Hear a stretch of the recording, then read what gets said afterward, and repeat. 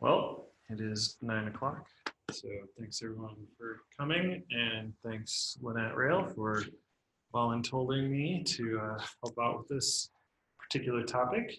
So I'm Jeremy Friesen. I'm Digital Library Technologies Unit Manager at the University of Notre Dame. I wrote much of the workflow logic that is currently in Hyrax.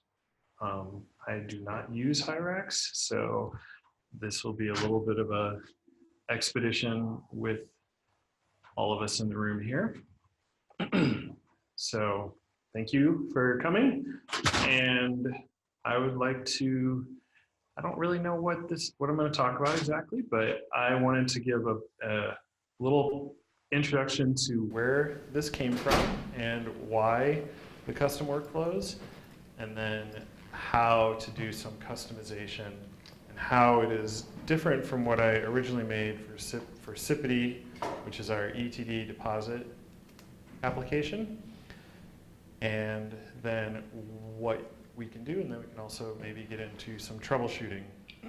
So the background of the workflow, it started as a replacement for our ETD deposit system, which was a Perl system, no longer maintained nor maintainable. And we needed to try to incorporate something that was very patron-oriented deposit. So we met with the grad school and went over some scenarios and came up with a workflow that we thought would fit. And we looked at using AASM, acts as state machine, which is a long-standing Ruby gem. And the challenge I encountered was they changed the state machine 9 times on me in a month, and I was tired of redocumenting what it said. So I said, I need a way to do this easier, plus I need something that can actually enforce permissions along each state. So Sipity ended up creating a state machine that is built into a database. Is anyone not familiar with the term state machine, what that is? Okay. So, so fast forward a while, I'd been saying, like, this is what the application looks like, this is how it works. What is the features of Sipity is it really became a state machine permission machine that says, for a given state, can I do a certain thing? Can I attach a file? Can I approve this? And so on. And in a given state, multiple people can do different things to that object if necessary. So the grad school can always go and edit something. A grad student can't go and edit something once they have submitted it and it's been approved by their faculty member, because you don't want them going back in and backfilling information after the faculty member, in theory, read it and said, yes, I agree.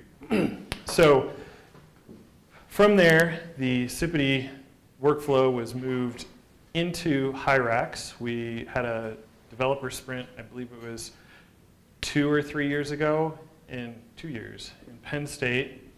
And Justin Coyne, myself, maybe Michael Tribone, and someone else, shoot, the name eludes me, took the modules from Sipity's permission, stripped out some of the things like quorum approval, which is something that only academia would really want, or legislation, and made a bare bones workflow tool. So it is not entirely the same thing as what it once was in Sipity. So the piece that came about that is, I will definitely say, perhaps the most confusing is the JSON document that describes a workflow. So in Hyrax, if memory serves, this JSON document, JSON came about because I had a generator that was building it, and that was a bunch of like Ruby code that I had to keep well organized, and I was like, I need some kind of schema that will work with the Ruby code I have. So enter this JSON format, which may not be what I would choose had I not already had a system that made this easier to implement.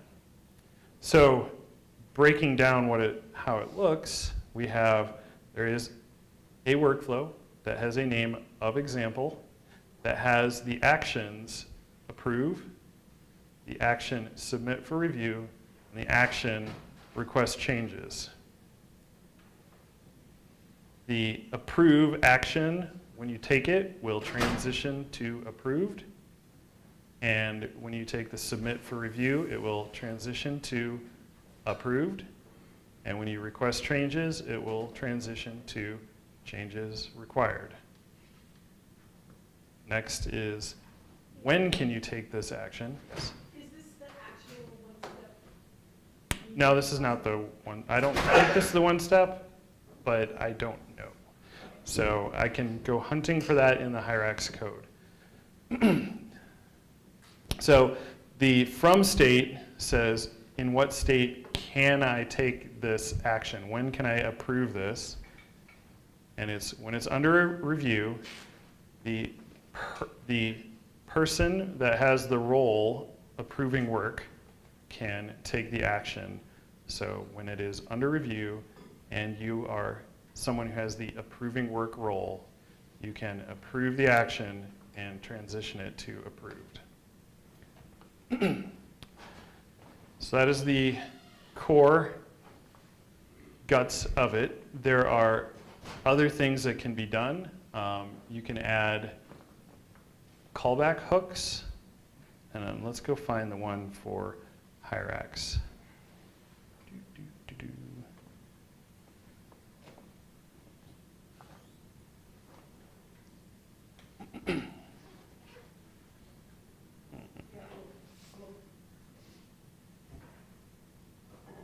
This is different. You spelled it Ah, wrong. walkflow, or wafclow, yeah. Excellent. So somewhere in here, there should be a JSON document. Workflow JSON ERB. So this is the one-step workflow that gets added to the application. Its name is default. You have a default workflow. Describe it. If anybody wants to tell me what that means, allow access grant, that'd be great, but moving on. Deposit, there is no from state. This is the chicken egg state, like it exists when you fire it. There is actually a workflow problem of when you create something, how do you know what workflow to use? And so this is the beginning state. And when it is loaded, it is deposited, and upon success, it will fire these, it will call on each of these two classes in that order. So you can, this is the place where you can inject any behavior. Like I want, when this state changes to this, when I transition to deposited, I want to have Hyrax workflow grant edit deposit. I want to have tweet on, our channel, this is now up and available. I want to, phone call somebody. Whatever this is your junk drawer of whatever tasks you want to do. Yes. The allows access grant is a special thing for Hyrax that said, as far as I can tell, does it let the person who's depositing grant access to other people? All right, so I will, since I have the mic and we're recording, so the allow access grant, as Justin was articulating, is a Hyrax specific thing. When you deposit this and allows access grant true or allow access grant is true, then the depositor will continue to be able to edit the work throughout the duration of the workflow, the state machine. And other people too, potentially. They could And give access. okay, and they can also then grant access forward to other people. So this is a particularly sticky point. So going back to Sipity, student loses access to edit stuff along the way. They can still see it, but they can't add and amend data to it. In this case, there's an assumption of when I deposit it into the application, I really should continue to have the right to edit it as it moves along. So that's the piece there. Can you grant the access to another workflow? Can you grant the access to? Just hand over the handle from one workflow to another. Okay, so the question was, can you can you move from the object from one workflow to another? Okay. Technically, yes. So getting into the real guts of the Sipity workflow engine is every object that gets deposited, we stamp on a database record the workflow that is used for this object, as well as the state that it is in. So that is not in Fedora. It is something that sits outside, because I guess there could be conversation about, should you keep state of the processing in Fedora or not? And the reality is the permission querying is so complicated that you have this shadow object in the database. So you can, I don't know if there's a UI, you could go in and say, instead of pointing to workflow 2, have it be workflow 3. Now I don't know if that's in the UI or not. I have not written code in Hyrax in about 1.5 years, so I would have to defer to someone else in the room that might know that. It's not there, hence my question. Okay, yeah, so to kind of show how you could go about doing that, we'll take a little tour of the code base. You'll have to pardon me, it is really warm up here. So. Can you blow it up 1 or 2 notches? Yes. There we go. So inside Hyrax, there is a module. It's all contained in the module Sipity. Incidentally, Sipity is Submission Information Package, IDI. So I was looking forward to making APIDI and DIPIDI, but and Sipity Doodah was another one I wanted to do. So we have this, we'll have a generic work, and when we create it, we can it'll create a sibling Sipity entity that's now persisted in the database, and the entity belongs to a workflow, Sipity workflow, and it also has a state. So if you were to go into Rails console and do generic work.find and then the identifier, you could then do, there is a method for it, I'm not recalling it. You could find this thing, you could do the where clause here, get the Sipity entity, and then update the database record as you would want. The challenge being the state also has to go with it. So if you move from workflow 2 to workflow 3, you're going to want to find what is the state identifier in workflow 3 that best represents that state that it should be in. So that is probably definitely a use case that the UI would want to account for. There are a lot of complexities in that, because you have to you do want to say what state should it change to when you change the workflow. So does that give some clarity at least? Okay. All right, so that's about all that I actually have to kind of walk through. And I think what would be very helpful is, yeah, these further questions, what would be helpful to keep moving this forward. It is definitely, I will say, something that created a lot of complexity. Having now also been on the permission analysis working group, the workflow creates its own set of permissions conceptually. And there's the fact that blacklight controls a lot of the permissions as well. And there's magical permissions of, are you an admin? That is not in blacklight. So there is a lot of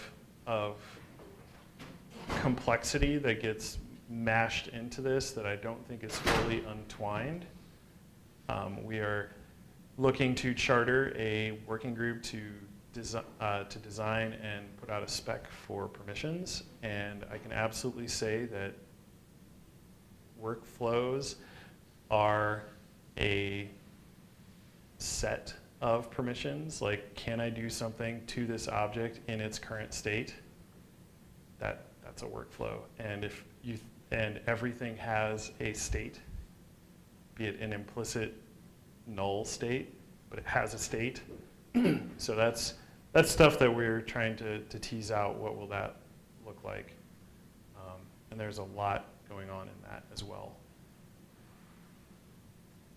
When you say sort of black light, has a lot of ownership and Yeah. So the permissions so the question is, blacklight has a lot of ownership for permissions. So inside the solar index, we put a bunch of the who can edit this, who can read it, who can show it information. So when we query, there's can makes use of that blacklight information to assess, do you have permission to it, along with some other things. But so it's just the solar index then on the black light code base. it is, yes, it would be the solar index has the data. Blacklight, I think by itself doesn't, but there is a Hydra access controls blacklight piece, and this is getting a little beyond my knowledge space, and Justin is one I know could answer that. I see a few other people that can also perhaps answer that better than I can.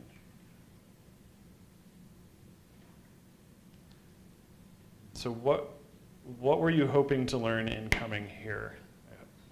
I hope I can also provide additional help on that if you would like, but That looks good. Since we have time, yeah. what if we try to together create a workflow, a custom Thanks, Lynette. workflow? Yeah. This is why it's hot. This thing is just kicking out an astronomical amount of heat. There's like a whole mainframe under here.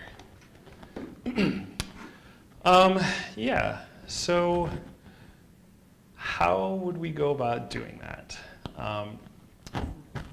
So a really, really, really important thing is, before you get started on your custom workflow, go to the whiteboard, and we have one back here, but you really want to draw a state machine. So state machine is a box that says this is the object state, and then it has arrows going out saying this is the action that you're going to take, and it's going to transition to something, and then you want to identify who can be taking those actions. So that's the first step. We can pretend that we did that. I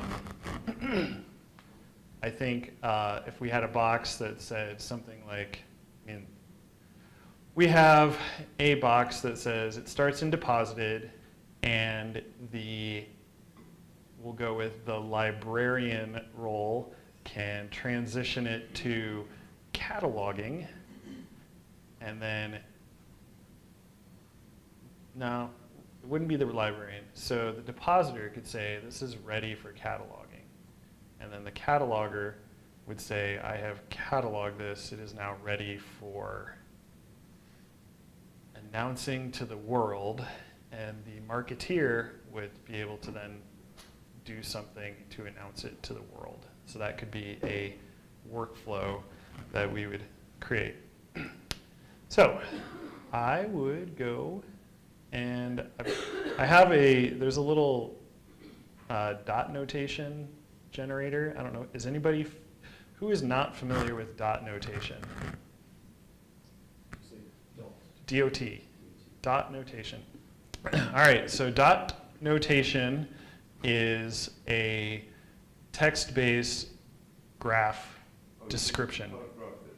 Part of graph is, yeah. So is anybody, yeah, graph is, it's one of the languages. There are others like Plant UML allows for this. Mermaid JS, I think, has some graph as in nodes and edges, not X and Y axes. So this was a tool that generates from a text file, a PNG of the workflow. So here's the example workflow that is given in the wiki, which is the state of new, the role, and it's a little weird because Sipity's workflow is different, and I did not want to fiddle too much with this generator. The role creating deposit can take the action, the role creating deposit can see this, submit for review can be taken by creating deposit, under review, approving work. So there's this workflow in here. Anyway, going back to our marketing one, I would go ahead and copy this. Now, the real trick is I don't have a Hyrax instance up, and I don't know how I would go about loading it. So I'm going to paste this in and then try to get it into the display pane. So, all right, so this is our, we're going to call this Marketing Matters. All right, so we had, you know what, I don't entirely want that. I want this one.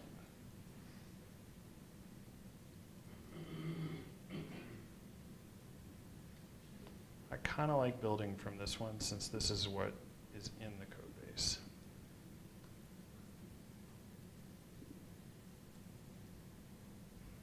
All right, so marketing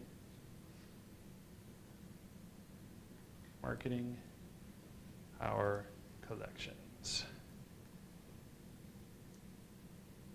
Because people should see what we do.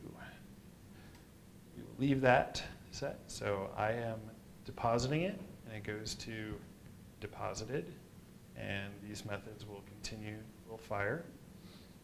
And I want another thing here. And what did we say? We said the action was cataloging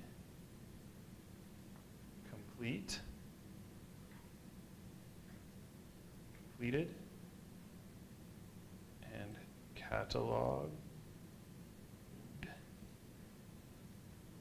and from state is going to be deposited. So yeah, name is deposited, and it looks like the wiki is not up to date, pardon me, with the JSON document, so that is something that it would behoove us to update, and that is not me saying I can do it, but it may be something I do. And let's see here, the roles is the cataloger. So this would say cataloging completed can be done when it's in the deposited state by the cataloger, and it will transition to catalog. And then we have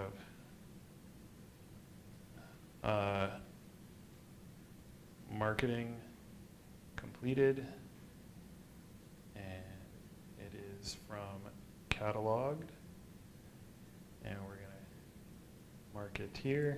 I like that much more than marketing department. And transition to publicly announced. And I don't think I want any methods to fire. This one I do want one. I'm going to call this marketing announce our object.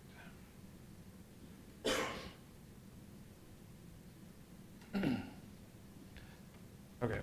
Just to be clear, the methods are what's going to run at the point of transition. Yes, so the clarifying statement was the methods are the things that will run at the state of transition. And if there's multiple, they run in the order you list them? I would hope so. I will not. So the question, the statement was, and the order matters. And since it's an array, I would assume that they're going to run in index order. So this one, sorry for those watching at home, this one would run first, and then this one would run second. So what I'm going to do is we're going to go orient ourselves to this workflow grant edit to depositor method. It's not a method, it's a class, but in this repository. Okay.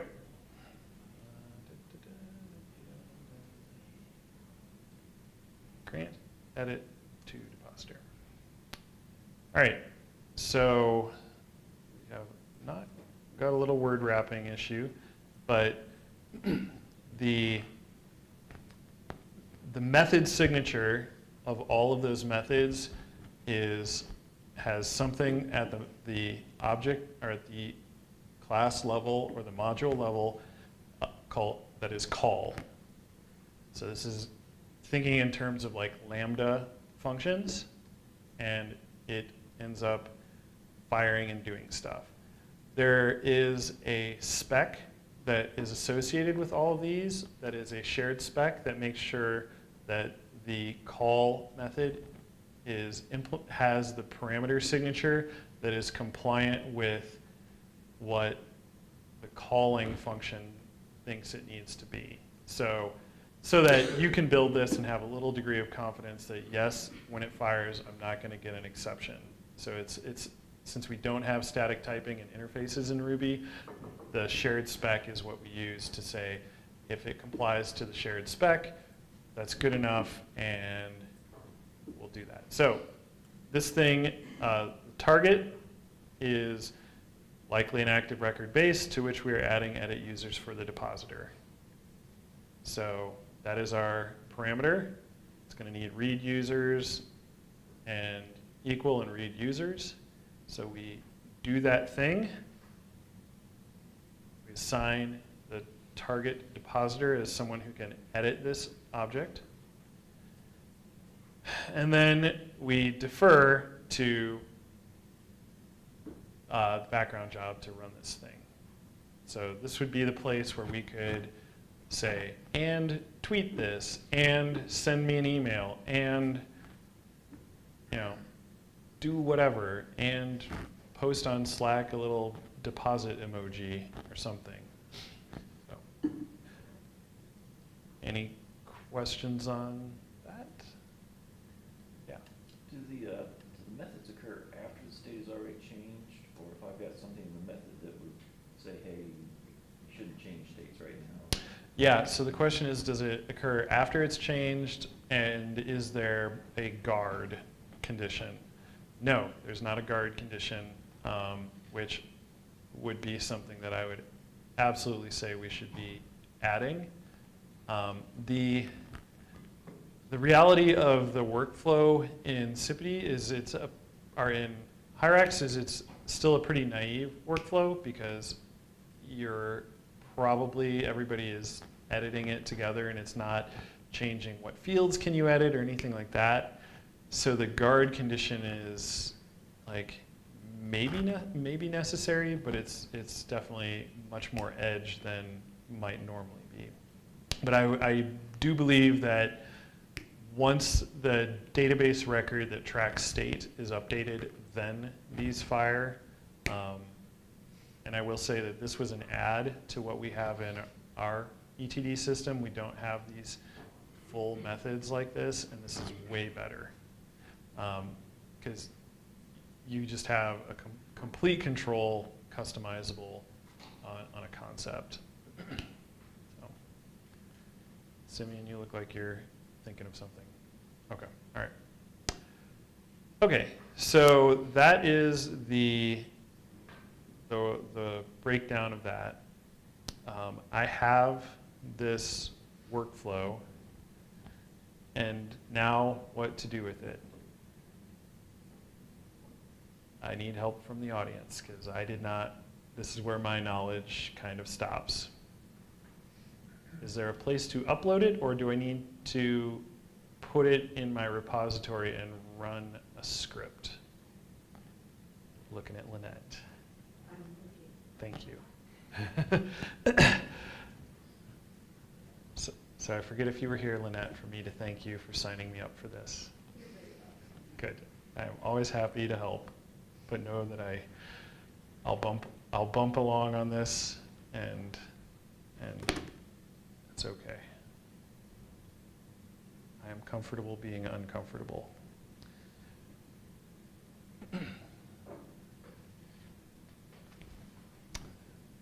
So yeah, I don't have the UI for it. So this JSON document. Yes, the JSON document. You basically put in some configuration folder somewhere within Hyrax, presumably. Yeah, and then you would run a rake task to load it in. Yeah. Hopefully, if that's not described, we could have that as a ticket on Hyrax, and if it were assigned to me and an email was sent to me, I would figure it out, and I can do that. But it works. Yes. Yeah. Yeah. This is so. Yes. Does it work? Yes. To be clear, there is that very rudimentary state machine that we had here. This works. This is what is used. This is the null state. Like you put it in and it's done. There's no other antics. So we could template that out. Correct. in like Right. Yep.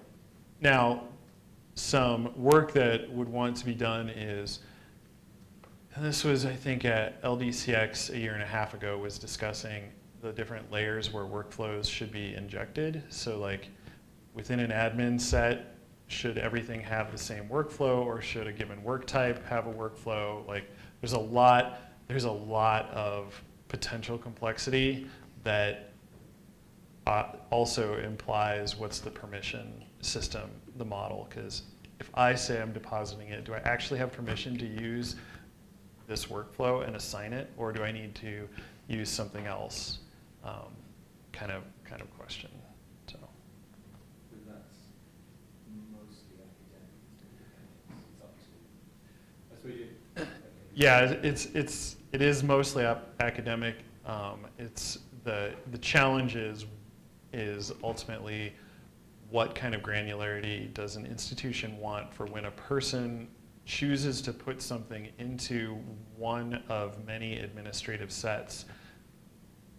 What is the workflow that they should get, or do they get a choice of which workflow based on their identity and their attributes? I was going to ask the question, what is the relationship between administrative sets and workflows? But I guess you kind of just answered that. Right now, if I'm not mistaken, an administrative set, yeah, so what is the relationship between an administrative set and workflows? And I believe the administrative set, you assign a workflow to it, and then all things deposited into that administrative set will use that workflow. That is correct. And that confirmed. So a way of transitioning workflows would be just to move from one admin set to another. No. So the question was, transitioning workflows would be to move a work from one admin set to another. Because once you have deposited a work, It detaches from the admin set. It's the workflow association. There's a shadow object in the database that says this is the workflow you're using for this particular work. So you'd have to go in and change that database entry. You had a question too? Yeah, I think I asked mainly a data question that initially we want all the deposits to be going into one admin set. And the administrator of the group that decides which group he assigns each of those works to the reviewers or the group of reviewers, they may belong to a different workflow. So I can't see how it can be done using this JSON file because you do have to predefine it, but then I'm thinking of a state transition based on an if condition. Sure.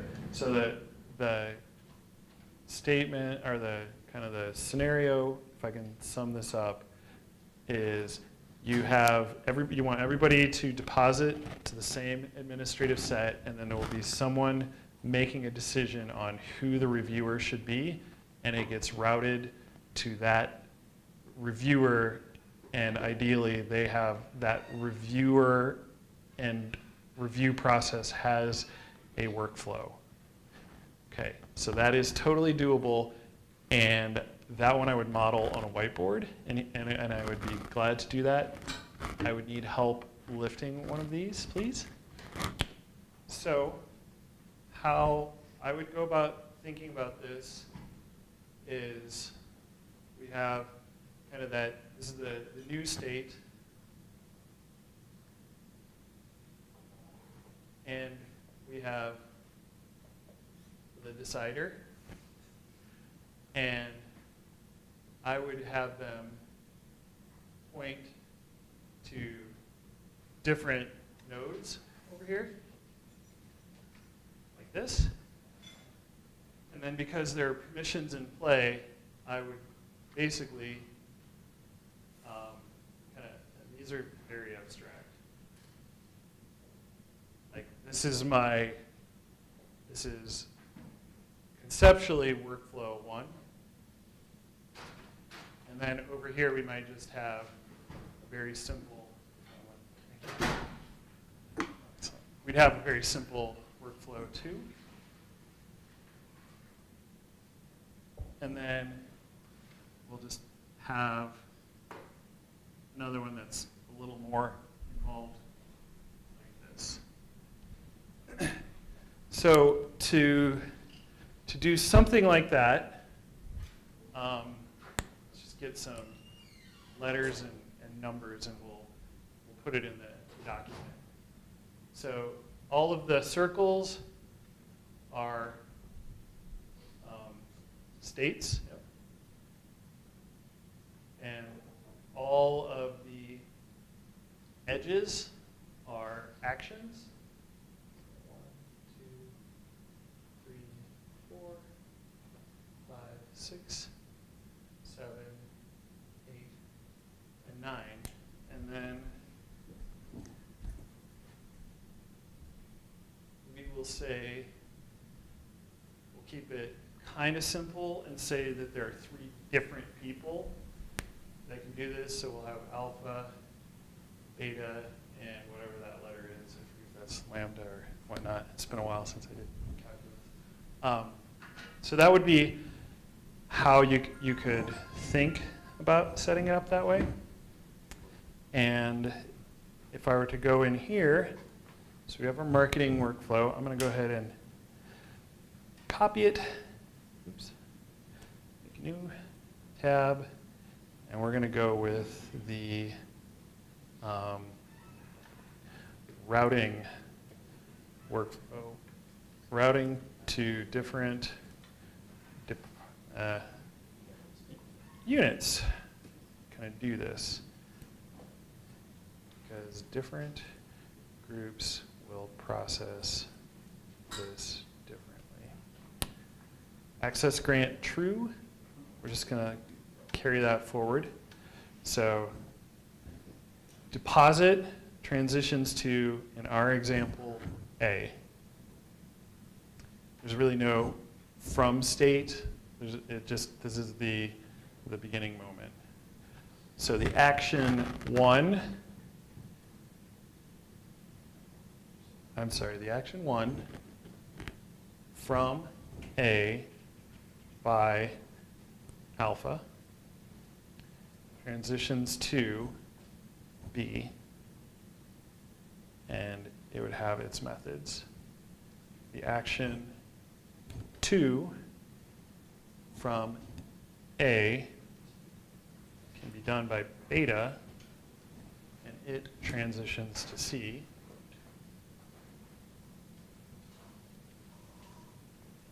Action 3 from A by theta, which that's not theta, but does that.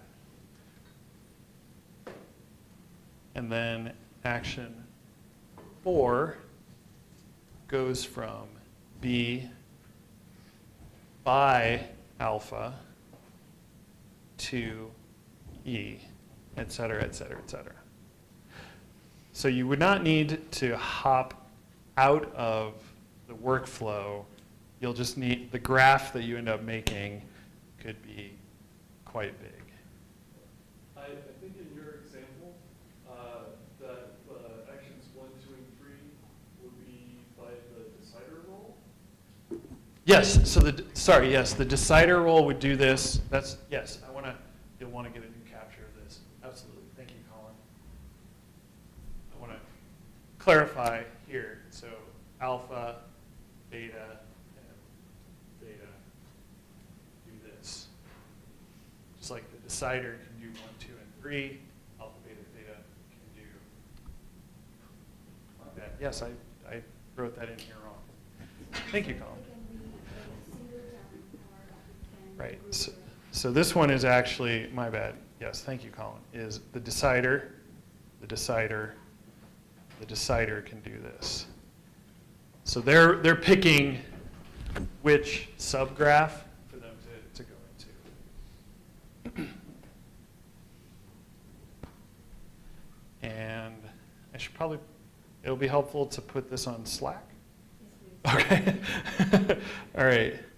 And then I'll have this like, et cetera, thing to kind of fill that out. Couldn't your method be like kicking up a different workflow, or is that constant? It is not. Yes, you could. So the question was, could this method kick off a different workflow? Yes, you could have in that method go in and look up some kind of rule system to say, change my shadow entity, and I'm going to do this other thing. Absolutely. You could have it delete itself.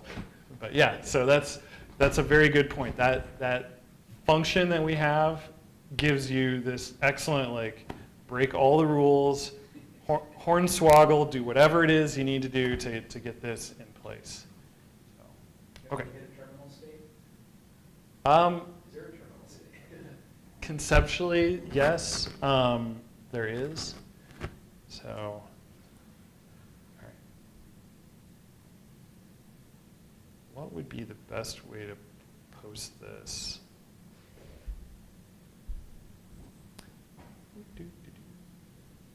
Something else we want to do with this, what we're describing here, is have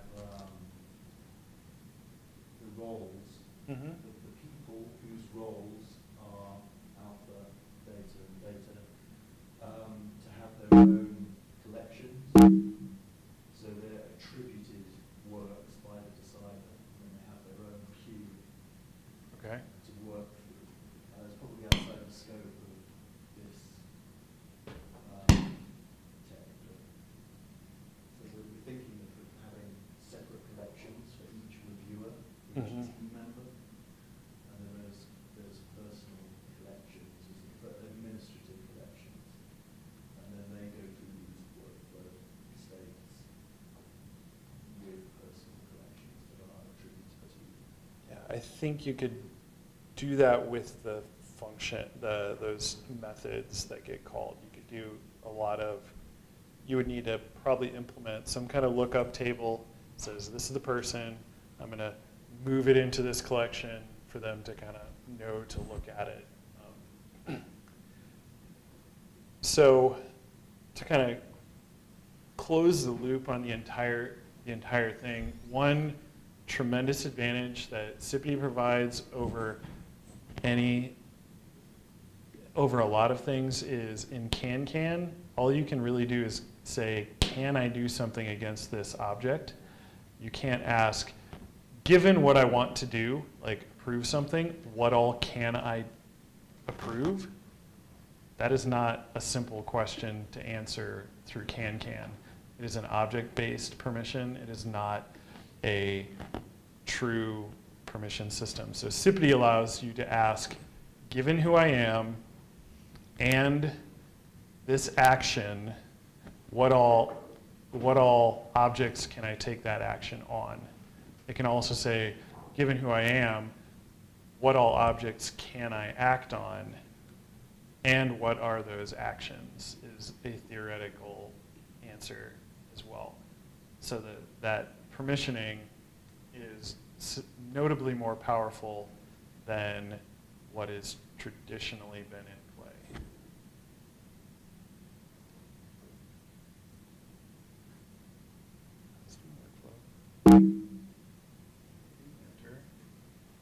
So in terms of putting it in the app, I know that you put the workflow itself in config/workflows, but I did bring up my app after I did that, and it doesn't automatically show the list of workflows. So there's obviously one more step after that. Yeah, so the JSON document that's in there is what can be loaded in, and I think there is a rake file. So the statement was, just by putting the JSON file into your app does not make it available. So it needs to load that JSON document into the database itself. That would be a significantly awesome future enhancement where we would not need to do that. It's an interesting observation that a bunch of experts in the room, there's still a lot of confusion about how one does this. It's at least a documentation problem. Right, so I definitely came into this with exactly the conversation of, hey, could you talk about this as my prep? So there was not a lot of, yeah, and I think that's a great observation is, let's document more of this, and it might be in the wiki of the project, but I think the document itself is out of date. Yes? In the wiki, it has looks like a task, Hyrax workflow load at the very bottom. I don't know if that's out of date. I've never tried it, but that's what it says in there. So, Yeah. yeah, it says loading workflows, there is a statement there. So I think at this point, an audit of this page would be in order, and I can schedule that up for myself. I will put it on my calendar. Also, there's not a lot in the knowledge base. There's like some beginning stuff, and then there's just all of this coming soon lines. I'm not sure. Yeah, well, Feel free to ask. right. if you figure out how to do it. You're talking about the Samvera GitHub.io? Yeah. Yeah, I'm not sure what the Right. Well, connection is with that. so, Well, so just a general plug for documentation, we are attempting to put all the documentation in one place, the Samvera GitHub.io, but there's some documentation that's still in the wiki and other places. So if you have cycles and you want to take what's in the wiki, clean it up, and create a PR to samvera.github.io, it would be very gratefully accepted. right. So what I'm adding to my calendar to do this, because this is how I live these days, to make sure that I know what it is I need to do. Put that on there. And for myself, Larita Robinson at Notre Dame is on the documentation working group, and I can also task her to say, hey, pick my brain, write this up so that we can get it moving forward. And if she wants to watch this video, we can get some more details and capture that as well. Yes. Can I just bounce something off you? Again, it's probably not doable, but I just want to sound sort of do. Something we want to do is assign, steal, reassign deposits between reviewers, between the two team members. I'm thinking in order to be able to do that in the context of what you've shown us, we'd need that JSON to be dynamic rather than static, because we'd have to pass variables of the given member ID, Right. for example, and things like that. So you want to have the ability to say, this person is going to review it, right? But they're about to go on holiday, so they're going to reassign it to somebody else. Yeah. Or they've gone on holiday and somebody else steals Sure. that deposit from them into their particular. Yeah. Do you think that's doable within this particular? So one of the things, so it's a real granular permission question. One of the things that I had a colleague that was really strident about minimal workflow and permission is to err on the side of giving them all the permission to do it, but maybe look at that method and say, what if we had a form field that when you fill it out, you have to fill out their email address of who's going to get the email to say, hey, why don't you go take a look at this? Even though all of them can edit it, they get notified. Because we have the ETD deposit has a really rigid workflow, and there are points where it's like, sorry, it's hard for me to help you because I don't have the permission in that state for a production system. So moving it back and forth creates some administrative friction that may not be desirable. So, yeah, so underneath everyone can do everything. Right. Superficially, you'll say you're giving people Yeah. kind of superficial service. Yeah, just give them an email. Yeah. That's a good idea. Yeah. Well, thank you very much for coming out.